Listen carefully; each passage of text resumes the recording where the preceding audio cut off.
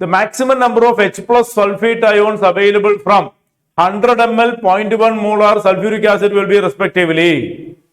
You see, 1 mole sulfuric acid can give you 2 mole H plus and 1 mole sulfate. That's clear point.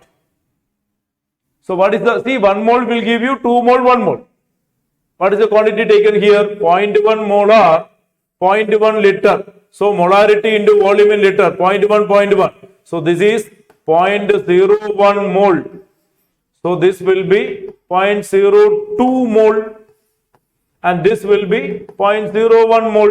1 mole, 2 mole, 1 mole.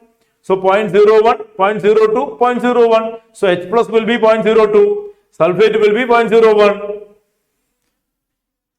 So 0.02. Option B, 0.02 Avogadro number of H plus and 0.01 Avogadro number of sulfate. That is what the answer.